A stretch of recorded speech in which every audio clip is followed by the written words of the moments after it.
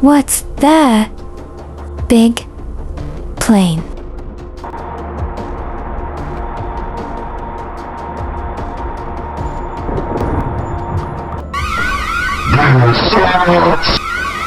Our fuselage separated! Mayday!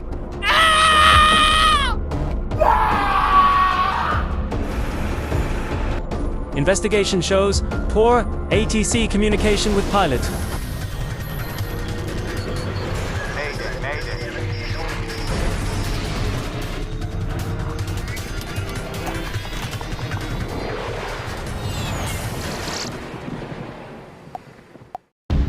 The ATR-72 Turboline's 567 cruises smoothly at 11,000 feet. Sunlight streams through the windows. Captain Rajan 45, steady gaze, adjusts the altimeter, while co-pilot Annika 32, focused, reviews. The flight plan. We're right on course for our wavelength. Weather's clear all the way to destination. Good! Let's check in with ATC again in 5 minutes! Keep an eye on traffic alerts. There should be other aircraft in the sector. In the background, we see a crew member 28 walking the aisle, checking on passengers. Some read books, others look out the windows. A wide shot of the turboprop aircraft cutting through a pale blue sky. Below, green farmlands and small rivers stretch out. The propellers spin steadily. Passengers, various ages, total 67, settle comfortably. A young girl draws in a notebook. An elderly couple shares a bottle of water. Jump seat crew member Karthik 25 monitors the cabin systems from his station near the cockpit.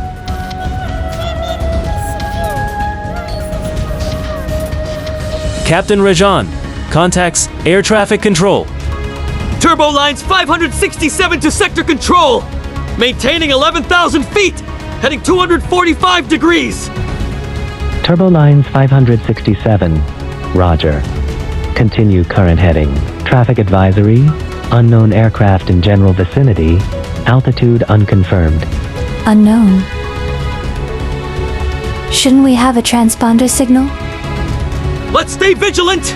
Maybe a private craft with equipment issues! Keep scanning!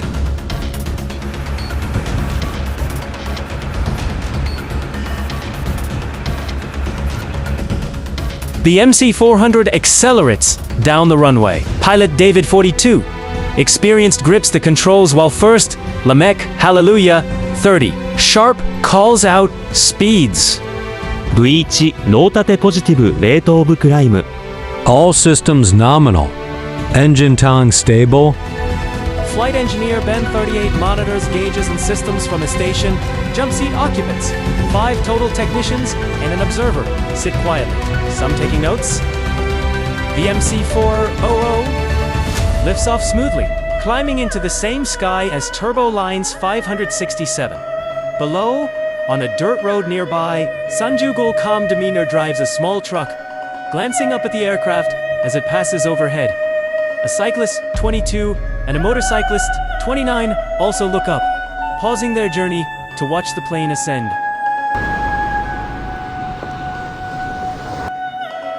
That's a big one. Don't see many T400 around here.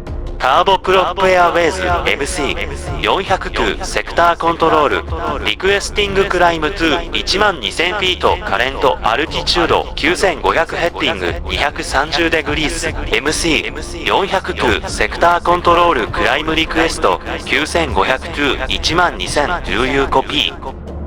Three again, may interferensi. There's a long pause. Static crackles over the radio. The aircraft climbs to 9,500 feet. First Officer Maria attempts to contact ATC. Radio signal's weak. Maybe we're out of range for a moment. W2 keep climbing gradually, we need the altitude for the next leg. T2 confirm on Chowire in better range.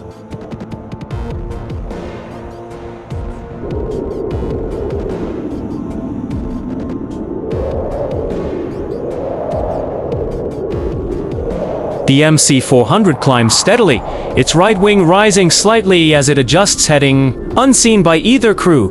It approaches Turbolines 567 from behind and slightly below.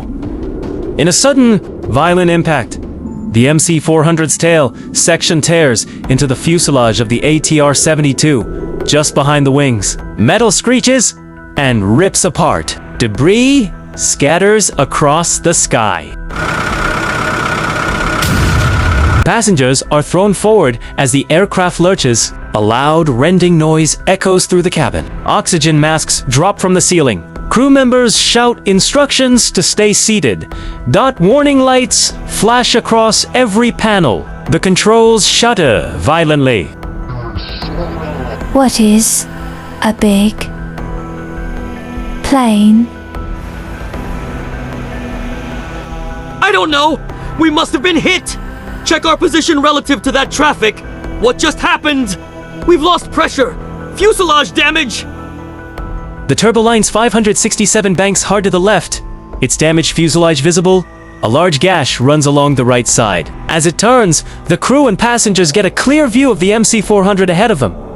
The MC-400's left wing is partially torn away, hanging at a dangerous angle. Pieces of the wing flap trail behind it like streamers. Alarms blare. The aircraft pitches wildly. Left wing structural failure. We're losing lift. I can't stabilize her. Controls are unresponsive on that side. Mayday. Mayday. Turbolines 567. Midair collision, fuselage, and controlled damage. Position. Checks instruments frantically. APPROXIMATELY. 45 miles northeast of the airport. They've lost a wing! We're both going down! Annika, send a mayday! Now! On the ground, slams on her truck brakes as she sees debris falling from the sky. The cyclists and motorcyclists look up in horror. Oh no. Oh god. The Turboline's 567 begins to spin, not nose down, but in a horizontal spiral, rotating slowly as it loses altitude. The damaged fuselage twists under the stress. Pieces of the tail fin break off and tumble away. Passengers hold on to their seats and each other. The cabin tilts and spins. A crew member clings to the overhead compartment, trying to keep calm as they repeat safety instructions. Stay buckled. Keep your heads down. The horizontal spiral tightens. The ATR-72's propellers slow as engine power fails. Below, fields and trees rush closer. The aircraft spins one final time before plummeting toward the sea.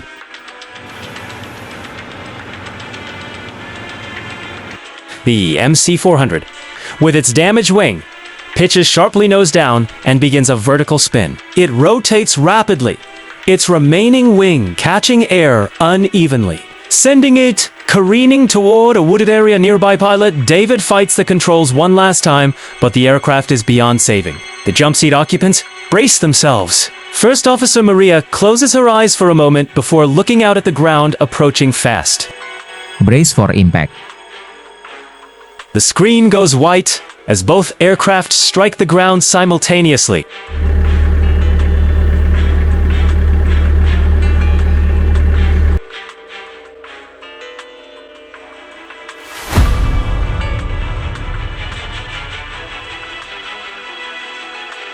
D.U. Red.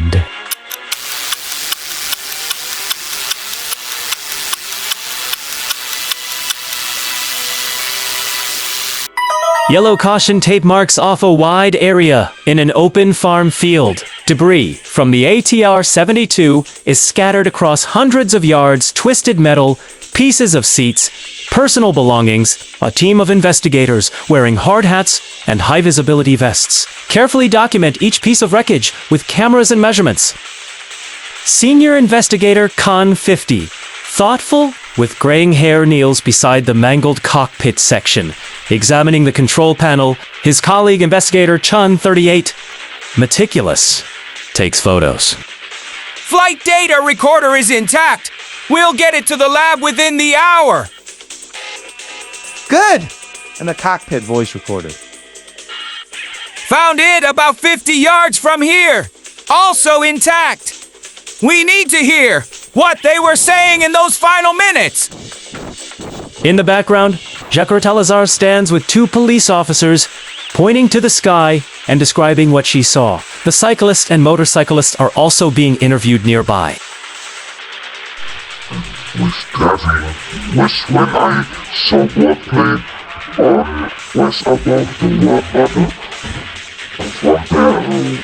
From there out was flash and things started from the sky. Is there anything right? A short distance away, in a wooded area, another team works at the MC-400 site. The larger aircraft has left a deep gouge in the earth where it impacted. Wreckage is tangled in trees and scattered across a steep slope. This isn't from impact with the ground. The metal shows signs of shearing from a lateral force. Consistent with collision with another aircraft Tixamans, the remains of the left wing, pointing to a clean brake line.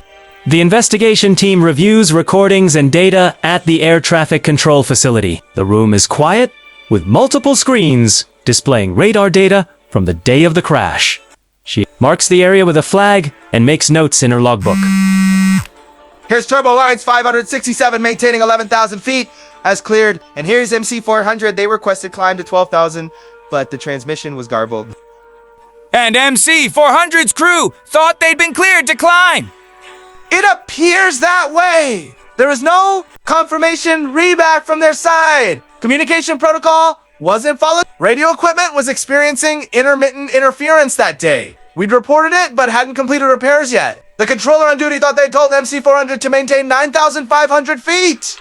Later that evening, the team gathers around a large table covered with maps, radar prints, and technical reports. The flight data and cockpit voice recorder findings are spread out. This wasn't the fault of any single person! It was a chain of failures, communication gaps, equipment issues, and a breakdown in protocol. Our job now is to make sure this never happens again! Preliminary findings confirm what we suspected. 1,100 to 400 began climbing without clear confirmation, while Turbo Lines 567 was maintaining its assigned altitude. Neither crew saw the other in time to avoid the collision. The CVR from Turbo Lines 567 shows they were aware of nearby traffic, but had no precise position or altitude info. MC400's recorder indicates they believed they had clearance to climb. He looks at the photos of the crash sites on the wall. His expression, heavy with responsibility, the room falls silent as each investigator nods in agreement. On the 14th of June 1999, Turbolines Flight .567 and Turboprop Airways Embassy Yohak collided mid-air due to DOT communication failures between the DOT aircraft and air traffic control. All 82 people on board both flights lost their lives. The tragedy led to new international standards for radio communication, protocols, and traffic. Collision avoidance systems.